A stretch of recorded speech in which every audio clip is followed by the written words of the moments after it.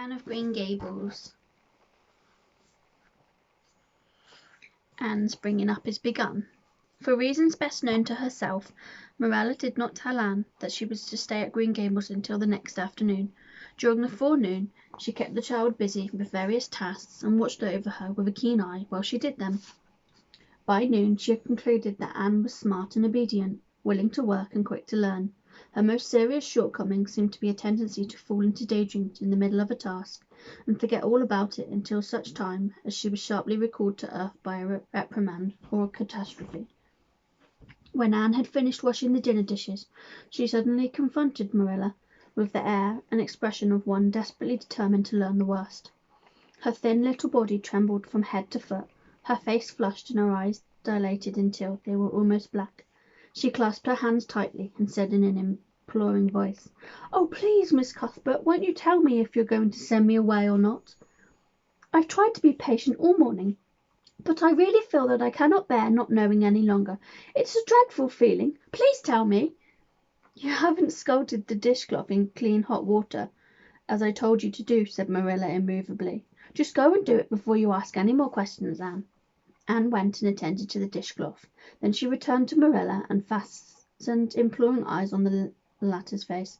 "Well," said Marilla, unable to find any excuse for deferring her explanation longer, "I suppose I might as well tell you. Matthew and I have decided to keep you. That is, if you will try to be a good little girl and show yourself grateful." "Why, child, whatever is the matter?"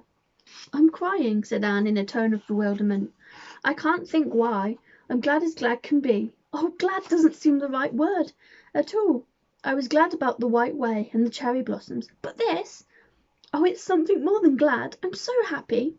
I'll try to be so good. It will be uphill work, I expect, for Mrs. Thomas often told me I was desperately wicked.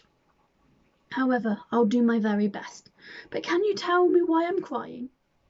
"I suppose it's because you're all excited and worked up," said Marilla disapprovingly. "Sit down on that chair and try to calm yourself. I'm afraid you both cry and laugh far too easily. Yes, you can stay here and we will try to do right by you. You must go to school, but it's only a fortnight till vacation, so it isn't worthwhile for you to start before it opens again in September."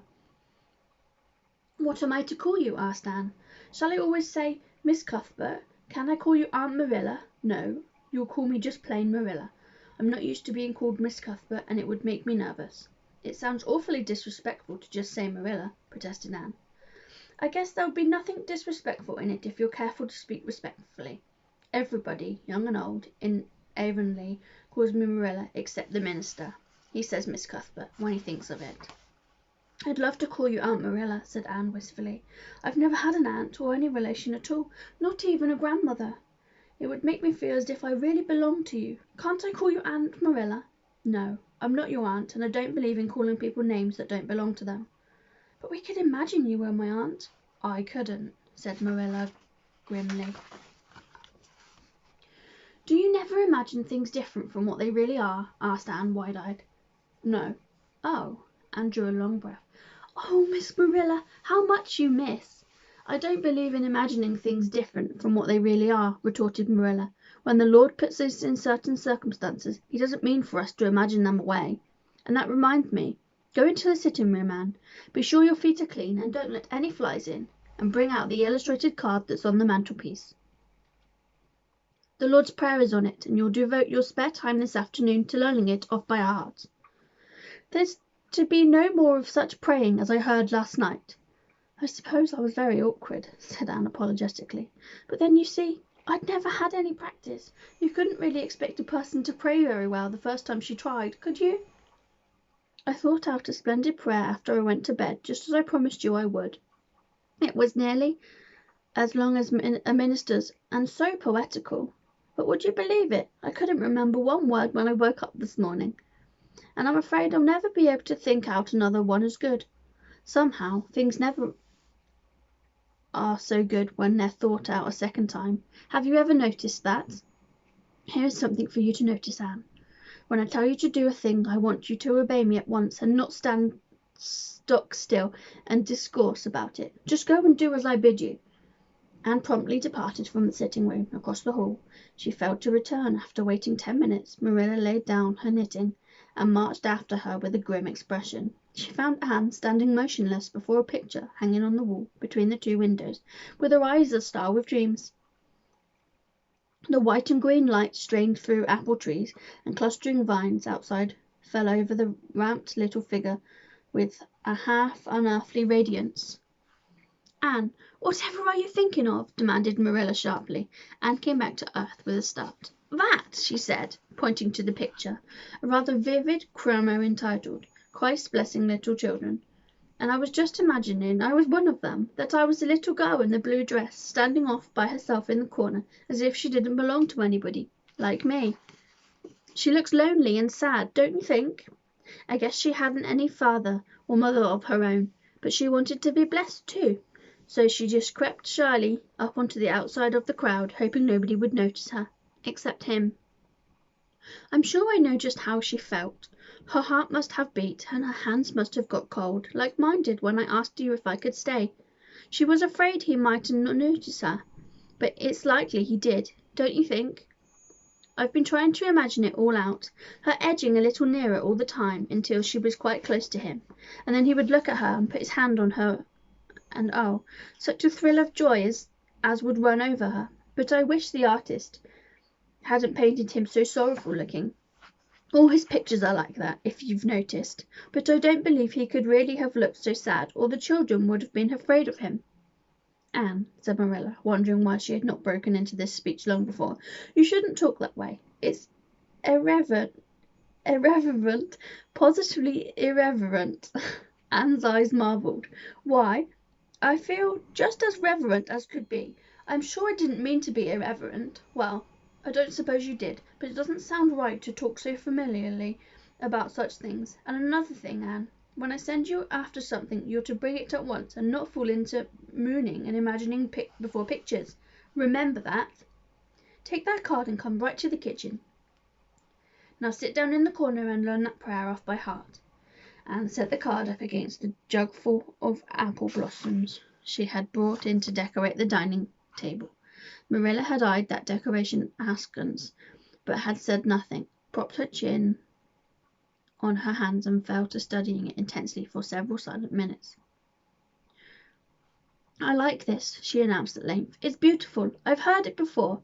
I heard the superintendent of the asylum Sunday school say it once over, but I didn't like it then.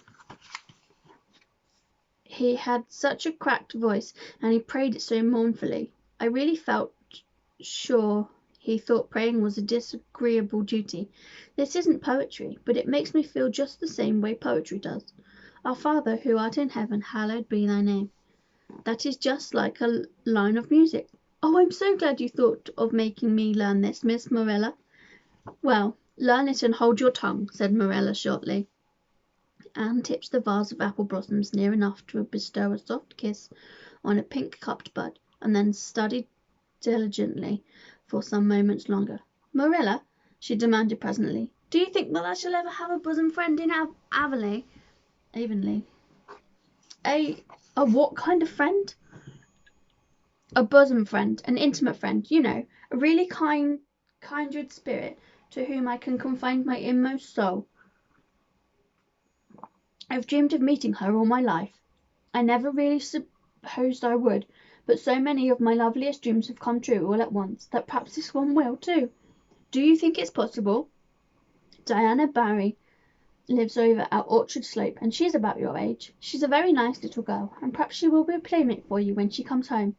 She's visiting her aunt over at Carmody just now. You'll have to be careful how you behave yourself, though. Mrs. Barry is a very particular woman. She won't let Diana play with any little girl who isn't nice and good." Anne looked at Marilla through the apple blossoms, her eyes aglow with interest. "What is Diana like? Her hair isn't red, is it?" "Oh, I hope not. It's bad enough to have red hair myself, but I positively couldn't endure it in a bosom friend. Diana is a very pretty little girl. She has black eyes and hair and rosy cheeks, and she is good and smart, which is better than being pretty." Marilla was as fond of morals as the Duchess in Wonderland, and was firmly convinced that one should be tacked on to every remark made to a child who was being brought up. But Anne waved the moral inconsequently aside and seized only on the delightful possibilities before it. "Oh, I'm so glad she's pretty. Next to being beautiful oneself, and that's impossible in my case. It would be best to have a beautiful bosom friend. When I lived with Mrs. Thomas, she had a bookcase in her sitting room with glass doors. There weren't any books in it. Mrs. Thomas kept her best china and her preserves there, when she had any preserves to keep. One of the doors was broken. Mr. Thomas smashed it one night when he was slightly intoxicated, but the other was whole, and I used to pretend that my reflection in it was another little girl who lived in it. I called her Katie Morris, and we were very intimate. I used to talk to her by the hour, especially on Sunday, and tell her everything. Katie was the comfort and consolation of my life.